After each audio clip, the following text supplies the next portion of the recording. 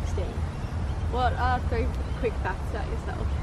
I used to have 2 guinea pigs, and then they both died, and then we got another 2, and one of them was blind. That counts as 2 facts. And then the third one is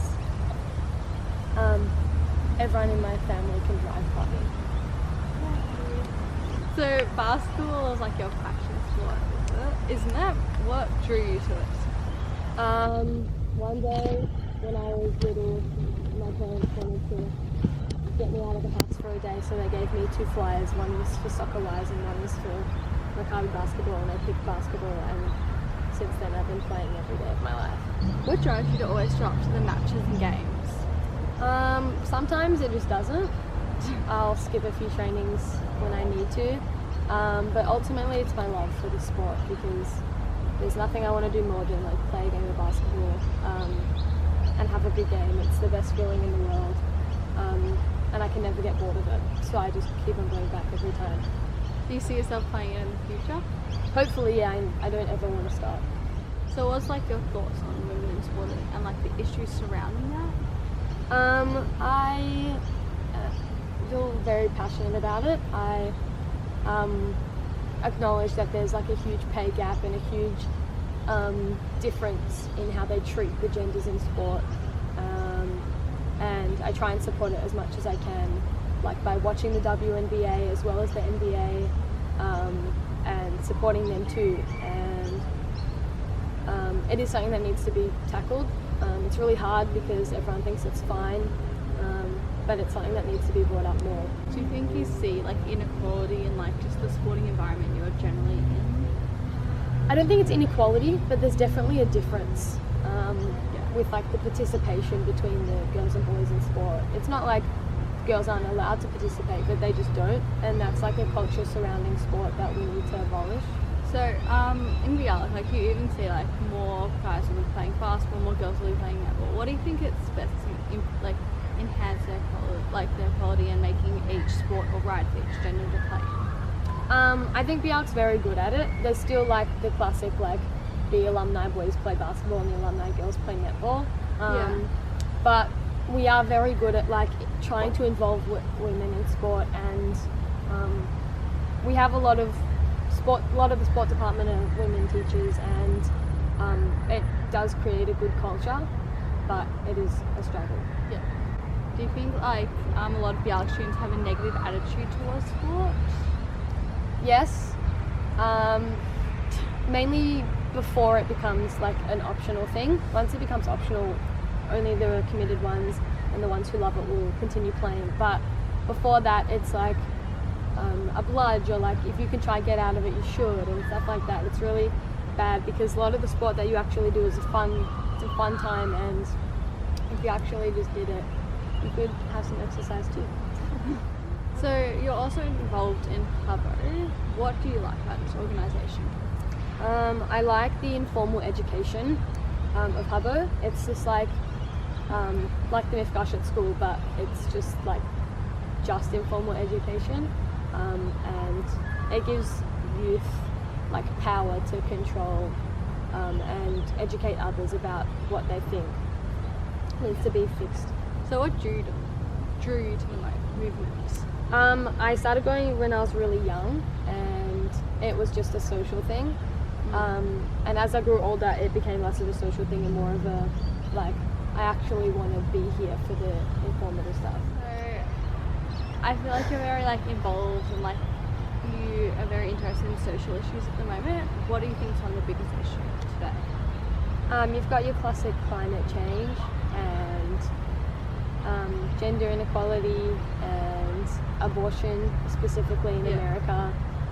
What do you think is about America doing it in terms of abortion that Australia is like a bit different to? I think that your American government is mainly white males who don't really, shouldn't really have a strong influence in all these decisions, whether the Australian government is quite progressive within its, still very predominantly male, but you do have a lot more female voices, and it gives us a bit of a jump.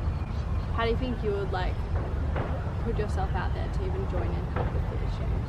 I think rallies and protests are a really good way to involve yourself, like the climate change school strike march, and just like signing petitions, and even just like being informed on the topic and enough to like speak out about it is enough to like do something. So what do you think steps Australia should take about climate change? I think it just starts with the people. Yeah. First of all, you've got to have a population that care about littering and like buying like things that are produced with fossil fuels, and even the government being like stopping fracking sites, and just halting all the things that we scientifically know are a huge part of climate change, and ultimately that will just lead everyone to, you know, domino over. Yeah, I feel like a lot of people just don't believe that climate change exists, and like there's nothing wrong with that, but I know science has proven it. How do you think we could share the fact that science has proven that it's happened? I think it's just the same thing when people think that the world is flat. You know, you've got to just push your point enough to like show that the climate change is real, and you've got to do something about it. Otherwise, you know, your grandchildren and your great grandchildren will have a struggle trying to reverse something that you didn't care about. Yeah. So also with like abortion, what is your like stance on that? I'm pro-choice. And why is that? I believe that if it's in your body, it's your right and your choice to decide what you do with it. If it can't live without you, it shouldn't have a chance. It shouldn't have a stance without your opinion. Yeah. And like, while social inequality, like in terms of the pay gap and everything in sport, how do you see social inequality plays out in just like everyday life? I feel like it's just really integrated within society. So you've got like, you're talking like someone's just genuinely talking about the boss of the company, and they say like he, and that's just like, that's not actually sexism, it's just like internalized differences, which is not their fault. It's just a culture that we have to actively reverse. Yeah, and do you think it's important to like ask someone their pronouns when you meet them? 100%. Even if it's just like asking them, or even if you are the person, just telling them, because we should be respectful towards that, and it's a good step to start to ask for someone's pronouns. So where do you see yourself in 5 years? Hopefully not still in school. Yeah. I want to be in university, and I want to be still probably a part of a youth movement, or part of Biala College, or a part of something that can still involve me with the Jewish youth. I want to eventually become a physio, so hopefully I'll be studying something close to that. That's really good. So what was like one thing you would change about them? Anything possible?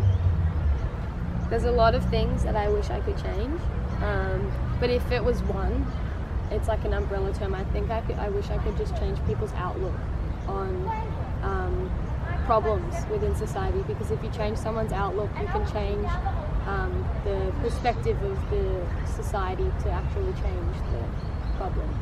And like perspective, do you think is like one of the main roles in the things going on, the issues in society? It definitely is. You're not going to be able to change the gender pay gap if people's perspective is that it's like not even there, or that it doesn't matter because you're going to meet someone and merge bank accounts anyway. It's all about perspective in order to like realize that something's wrong and then to change it. Yeah. Okay, thank you.